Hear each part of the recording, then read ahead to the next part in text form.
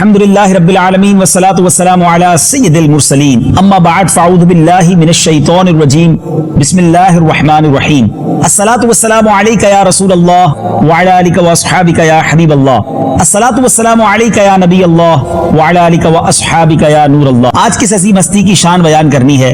آج ماشاء اللہ 17 رمضان المبارک ہے اور آج جس ہستی کا ہم نے تذکرہ کرنا ہے ان کی شان بڑی عرفہ بڑی اعلیٰ ہے، ان کے القابات ہی اتنے پیارے ہیں۔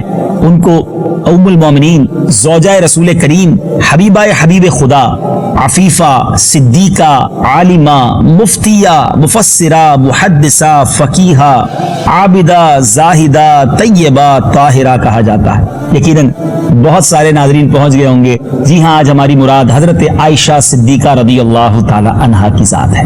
کیا عظیم ہستی ہیں آپ، کیا مقام آپ کو حاصل ہوا ہے۔ آپ ام المومنین، مومنوں کی ماں ہیں۔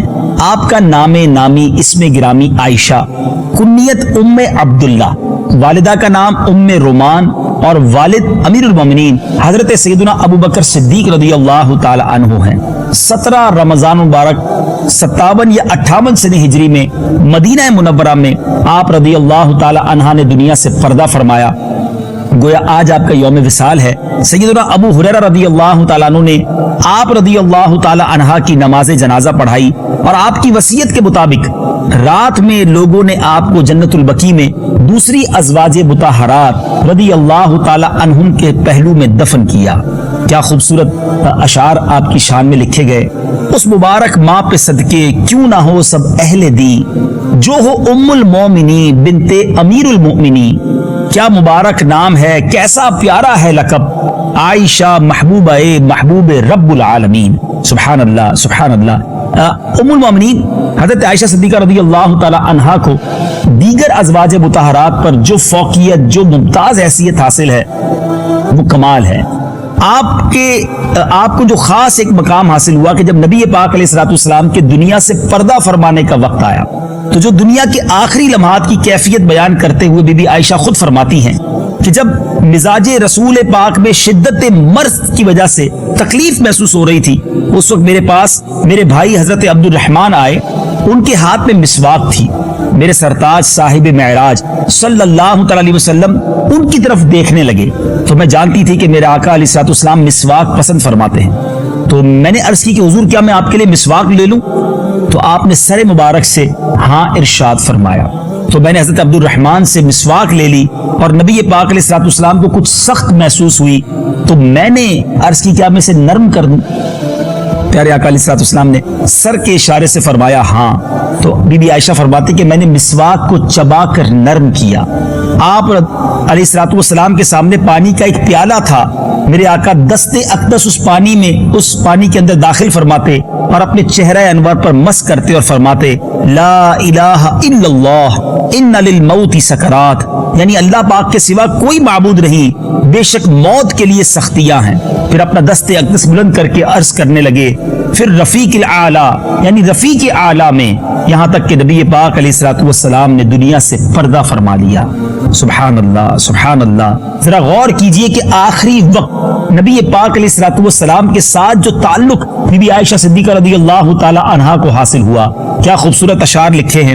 جن کا پہلو ہو نبی کی آخری آرام گاہ، جن کے حجرے میں قیامت تک نبی ہو جاں گزیں، آستاں ان کا فرشتوں کی زیارت گاہ ہے، کیونکہ اس میں جلوہ فرما ہے امام المرسلین۔ سبحان اللہ سبحان اللہ۔ سنا آپ نے ناظرین کہ نبی پاک علیہ الصلوۃ والسلام نے بی بی عائشہ صدیقہ رضی اللہ تعالی عنہا کو کیا شرف عطا کیا، کیسی خصوصی قرب اور رفاقت پانے کا منفرد اعزاز عطا کیا کہ بی بی عائشہ صدیقہ رضی اللہ تعالی عنہا کی گود میں نبی پاک گویا آرام فرما تھے۔ آپ کا لعاب دہن نبی پاک کے لعاب دہن سے مل گیا کیونکہ آپ نے آخری وقت میں مسواک نرم کر کے دی۔ آج بھی جو روضہ رسول ہے، جی ہاں مدنی چینل کے ناظرین، آج بھی ہم جو سنہری جالیوں پر حاضری دیتے ہیں، چونکہ حجرہ عائشہ میں نبی پاک نے دنیا سے پردہ فرمایا تھا تو وہی جگہ آپ کا مزار بنا۔ آج بھی رہتی دنیا بلکہ صبح قیامت تک جب بھی نبی پاک کے دربار میں جا کر سلام پیش کرتی ہے تو بیسیکلی یہ وہی جگہ ہے جہاں میرے آقا بی بی عائشہ صدیقہ رضی اللہ تعالی عنہا کے ساتھ رہا کرتے۔ سبحان اللہ۔ خود حضرت عائشہ صدیقہ رضی اللہ تعالی عنہا فرماتی ہیں کہ نبی پاک علیہ الصلوۃ والسلام کی ازواج مطہرات پر 10 فضیلتیں مجھے عطا کی گئی ہیں۔ عرض کی گئی کہ وہ 10 فضیلتیں کون سی ہیں؟ ذرا غور سے سنیے گا، ان میں سے چند بتاتا ہوں آپ کو۔ آپ کہتی ہیں کہ نبی پاک علیہ الصلوۃ والسلام نے میرے علاوہ کسی کنواری عورت سے نکاح نہیں فرمایا۔ نمبر 2، میرے علاوہ ازواج مطہرات میں سے کوئی بھی ایسی نہیں ہے جس کے ماں باپ دونوں مہاجر یعنی ہجرت کرنے والے ہوں۔ آپ کی والدہ نے بھی ہجرت کی، آپ کے والد نے بھی ہجرت کی، سبحان اللہ۔ آپ فرماتی ہیں کہ اللہ پاک نے میری پاک دامنی کا بیان آسمان سے قرآن میں نازل کیا، سبحان اللہ۔ اور فرماتی ہیں کہ نکاح سے پہلے حضرت جبریل امین علیہ الصلوۃ والسلام ایک ریشمی کپڑے میں میری صورت لے کر بارگاہ رسالت میں حاضر ہوئے تھے اور عرض کی ان سے نکاح کر لیجئے کیونکہ یہ آپ کی زوجہ ہیں۔ گویا کہا جا سکتا ہے کہ جبریل امین رشتہ لے کر نبی پاک علیہ الصلوۃ والسلام کی بارگاہ میں حاضر ہوئے، سبحان اللہ۔ حضور اقدس علیہ الصلوۃ والسلام نماز تہجد پڑھتے تھے اور میں آپ علیہ الصلوۃ والسلام کے آگے سوئی رہتی تھی۔ امہات المومنین میں سے کوئی بھی نبی پاک علیہ الصلوۃ والسلام کی اس کریمانہ محبت سے سرفراز نہیں ہوئی۔ اور آگے فرماتی ہے کہ پیارے آقا علیہ الصلوۃ والسلام پر نزول وحی کے وقت نبی پاک علیہ الصلوۃ والسلام میرے پاس تشریف فرما ہوتے تھے۔ میرے علاوہ آپ علیہ الصلوۃ والسلام کی ازواج میں کسی دوسری زوجہ محترمہ کے پاس آپ پر وحی کا نزول نہیں ہوا، سبحان اللہ۔ فرماتی ہیں کہ نبی پاک علیہ الصلوۃ والسلام کا سر انور میرے حلق اور سینے کے درمیان تھا اور اسی حالت میں نبی پاک علیہ الصلوۃ والسلام کا وصال ہوا۔ پیارے آقا علیہ الصلوۃ والسلام نے میری باری کے دن یعنی جب میرے یہاں نبی پاک نے کرم فرمانا تھا اس دن دنیا سے پردہ فرمایا۔ اور سبحان اللہ فرماتی ہیں کہ نبی پاک علیہ الصلوۃ والسلام کی قبر انور میرے گھر میں بنائی گئی۔ کیا مرتبہ ہے، کیا شان ہے، سبحان اللہ۔ کیا خوبصورت بات مفتی احمد یار خان نعیمی اپنے اشعار میں لکھتے ہیں، دی گواہی آپ کی عفت کی سورہ نور نے، مدحا کرتا ہے تیری عصمت کی قرآن مبین۔ ان کے بستر میں وحی آئے رسول اللہ پر اور سلام خادمانہ بھی کریں روح الامین۔ کیا شان ہے بی بی عائشہ صدیقہ رضی اللہ تعالی عنہا کی۔ نبی پاک علیہ الصلوۃ والسلام نے خود حضرت عائشہ صدیقہ رضی اللہ تعالی عنہا کے فضائل کیسے بیان کیے۔ رسول اللہ صلی اللہ تعالی علیہ وسلم نے حضرت ام المومنین بی بی عائشہ صدیقہ رضی اللہ تعالی عنہا کے بارے میں صحابہ کرام سے ارشاد فرمایا، تم اپنا 2/3 دین اس حمیرہ یعنی حضرت عائشہ سے حاصل کر لو، سبحان اللہ۔ یعنی آپ مفتیہ تھی، آپ مفسرہ تھی، آپ ایک ایسی عالمہ تھی کہ صحابہ کرام بھی اپنے مسائل کے لیے آپ سے رجوع کیا کرتے۔ پیارے آقا علیہ الصلوۃ والسلام نے سیدہ فاطمہ الزہرا رضی اللہ تعالی عنہا سے فرمایا، اے فاطمہ کیا تم اس سے محبت نہیں کرو گی جس سے میں محبت کرتا ہوں؟ سیدہ فاطمہ زہرا رضی اللہ تعالی عنہ نے عرض کیا، کیوں نہیں؟ اس پر نبی پاک علیہ الصلوۃ والسلام نے فرمایا، عائشہ سے محبت رکھو، سبحان اللہ سبحان اللہ۔ ایک اور جگہ نبی پاک علیہ الصلوۃ والسلام نے فرمایا، عائشہ کی فضیلت عورتوں پر ایسی ہے جیسے سرید کی فضیلت تمام خانوں پر۔ یعنی اس طرح نبی پاک نے بی بی عائشہ صدیقہ رضی اللہ تعالی عنہا کے فضائل بیان کیے۔ میٹھے اسلامی بھائیوں اور مدنی چینل کے ناظرین، آپ رضی اللہ تعالی عنہا کیسی سخی تھی، کس قدر سخاوت کیا کرتی کہ آپ کے پاس غریب آتے آپ ان کی مدد کرتی۔ ایک بار اہل بیت اطہار کی بارگاہ میں بکری پیش کی گئی اور انہوں نے اس کو ذبح کر کے تقسیم کر دیا۔ نبی پاک کچھ دیر کے بعد تشریف لائے اور ارشاد فرمایا کہ اے عائشہ کیا بچا ہے؟ بی بی عائشہ صدیقہ رضی اللہ تعالی عنہا نے کہا کہ حضور کاندھے کے سوا کچھ نہیں بچا ہے، یعنی بکری کا جو کاندھے کا گوشت تھا وہ بچ گیا ہے، باقی سب بانٹ دیا ہے۔ تو کیا عرض کیا؟ حضور کاندھے کے سوا کچھ نہیں بچا۔ اللہ اکبر۔ نبی پاک علیہ الصلوۃ والسلام نے جو جواب دیا ناظرین وہ سننے سے تعلق رکھتا ہے، سمجھنے سے تعلق رکھتا ہے۔ میرے آقا نے فرمایا، اے عائشہ کاندھے کے سوا سب بچ گیا ہے۔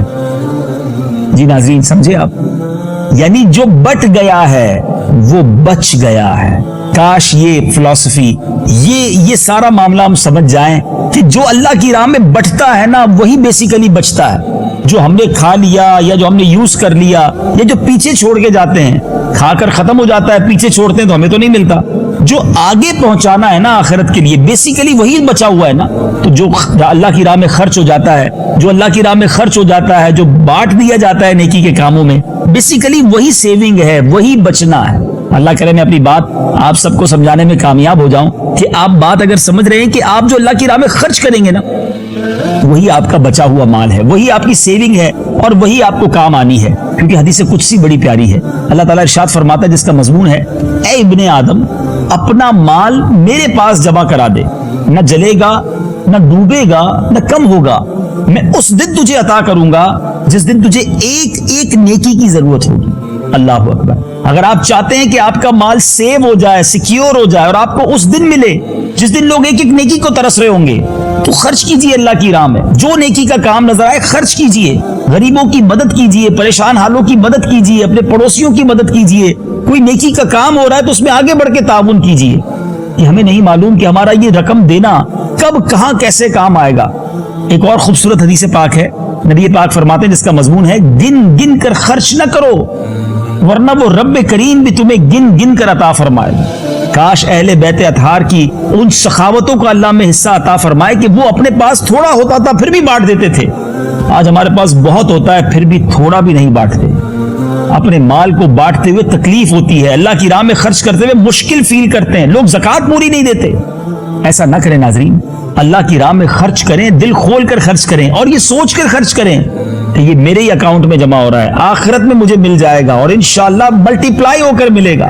خرچ بھی کریں، اللہ کا شکر بھی ادا کریں کہ مولا تیری مہربانی تو نے خرچ کرنے والا بنایا، مانگنے والا نہیں بنایا۔ تو بہرحال ناظرین، اہل بیت اطہار جتنے نبی پاک کی ازواج ہیں، پیارے آقا کی آل ہے، سبحان اللہ، یہ وصف تو سب میں موجود تھا کیونکہ یہ گھرانہ میرے حضور کا ہے۔ شاعر لکھتے ہیں نا، جو تم سے نہ مانگوں تو پھر کس سے مانگوں، آقا تمہارا تو سارا گھرانہ سخی ہے۔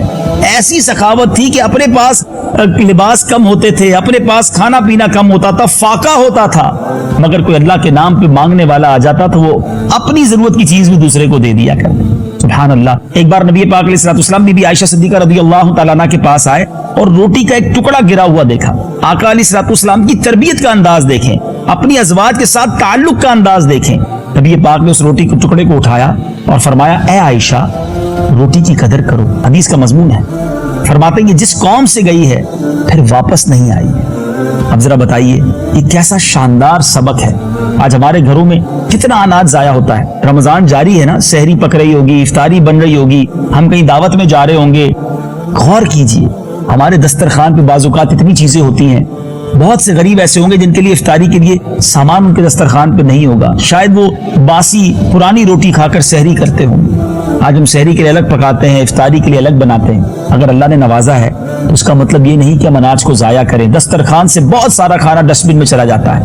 ہماری دعوتوں کا تو بعض اوقات یہ حال ہوتا ہے کہ اتنا کھانا ایک دعوت میں ضائع ہوتا ہے کہ کئی لوگوں کا مہینے بھر کا راشن ہو سکتا ہے۔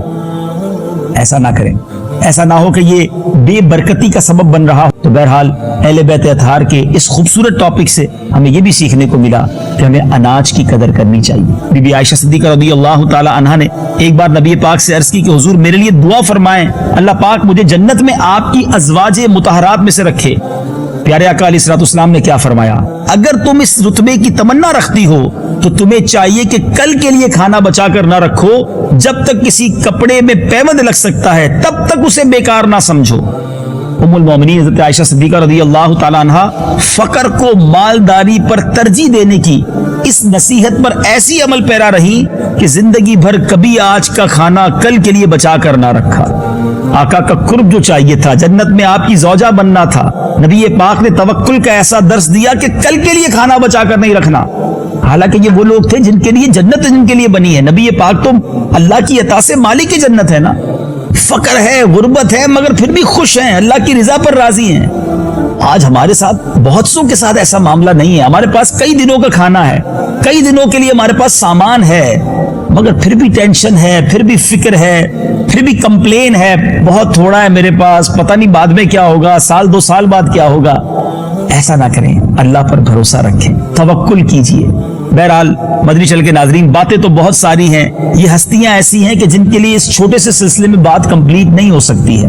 اللہ نے ان کو وہ مقام دیا ہے جن کا ذکر قرآن میں موجود ہے، جن کی پاکی کا خدائے پاک کرتا ہے بیاں، آیا تطہیر سے ظاہر ہے شان اہل بیت۔ اور یہ وہ گھرانہ ہے، یہ وہ بی بی عائشہ صدیقہ رضی اللہ تعالیٰ کا حجرہ ہوا کرتا کہ جبریل امین بھی آتے نا تو اجازت لے کر آتے۔ آئے ہائے، ذرا مرتبہ سوچئے، روح الامین ہیں مگر اس گھر میں آنا ہے تو اجازت لینی ہے۔